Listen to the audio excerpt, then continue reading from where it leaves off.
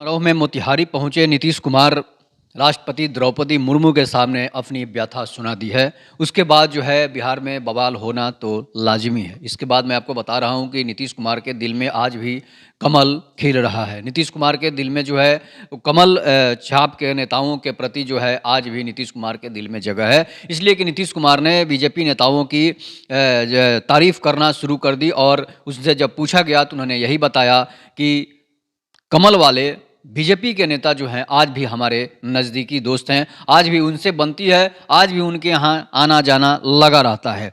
तो इस बात पर जो है बवाल होना तो बिहार में लाजमी है, इसलिए कि राजद नेताओं को चुभेगी, कांग्रेस नेताओं को चुभेगी कि नीतीश कुमार आखिर जब दीक्षांत समारोह में पहुंचते हैं तो उसमें बीजेपी नेताओं की तारीफ के पुल क्यों बांधते हैं, राजद नेताओं और कांग्रेस के नेताओं को और भी महागठबंधन के नेताओं की तारीफ नहीं करते हैं। वो करते हैं तो सिर्फ और सिर्फ बीजेपी भाजपा नेताओं की तारीफ करते हैं। इसका मतलब साफ है कि नीतीश कुमार के दिल में जो टीस है वो राजद और महागठबंधन के प्रति वो साफ निकल कर सामने आ गई है। इंडिया गठबंधन के लोगों के प्रति, इंडिया गठबंधन के नेताओं के प्रति नीतीश कुमार का दिल में जो टीस था वो निकलकर सामने आ गया है। उन्होंने भाजपा नेताओं की तारीफ कर दी, उन्होंने यहां तक कह दिया कि भाजपा नेताओं से मेरे अच्छे संबंध हैं, उनसे आज भी दोस्ती है। तो ये कमल जो है नीतीश कुमार के दिल में आज भी खिल रहा है कमल के प्रति, इसलिए कि बहुत पुराना दोस्ती है नीतीश कुमार और बीजेपी का।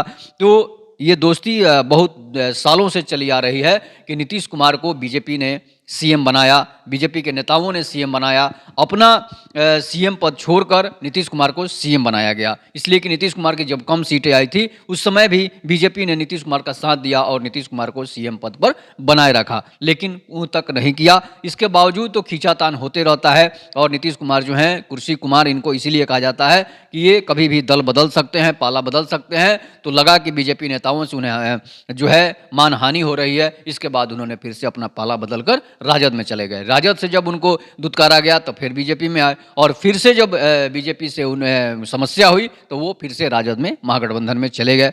तो ये है पाला बदलना इनका जो है, चोला बदलना, पाला बदलना इनका पेशा है। तो ये फिर से बीजेपी में आने के लिए उत्सुक हैं, बेचैन हैं, इसलिए कि जातीय जनगणना के बाद जिस तरह से सभी जातियों की जो है प्रतिक्रियाएं आ रही है, सभी जातियों के लोगों के मन में जिस तरह से रोष पैदा हो रहा है, उससे नहीं लगता है कि दोबारा नीतीश कुमार सत्ता में आएंगे। तो इसलिए ऐसी समस्या जो होती है, ऐसी जो कार्रवाइयाँ होती है, तो उस पर जो है सत्ता में दोबारा आना किसी के लिए मुश्किल हो जाता है। इसलिए कि बीपी सिंह का भी आपने देखा होगा कि बीपी सिंह ने जब रिजर्वेशन लगाया तो उसकी सत्ता जो है खत्म हो गई, उनकी सत्ता जो है चली गई, उनके हाथ से गंवानी पड़ी उनको सत्ता, और कांग्रेस जोरदार तरीके जो है धमाके के साथ सत्ता में आ गई थी।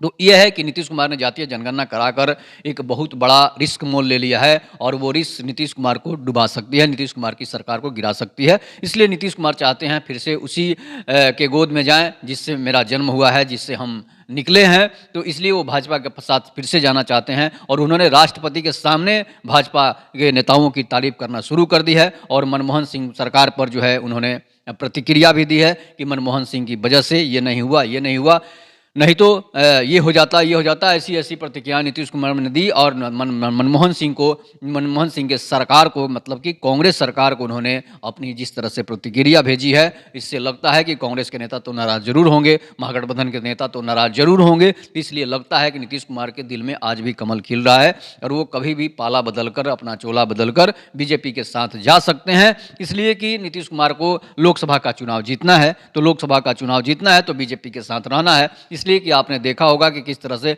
कितने सांसद जो हैं भाजपा और नीतीश गठबंधन की, जदयू गठबंधन की जीती थी, जिसमें 39 सीटें जो है भाजपा और नीतीश कुमार जदयू गठबंधन ने जीता था। मात्र एक सीट जो है वो कांग्रेस को गया था, जो कि इसी से अंदाजा लगाया जा सकता है कि भाजपा और जदयू गठबंधन में कितनी सीटें बिहार में आ सकती है। इसके बावजूद भी आपने उसके पहले वाले विधानसभा के चुनाव में भी देखा था कि भाजपा और जदयू जब एक साथ थी तो कितनी सीटें, राजद जैसी बड़ी पार्टी जो है 58 सीटों पर ही सिमट गई थी और भाजपा और नीतीश को ज़्यादा फायदा हुआ था।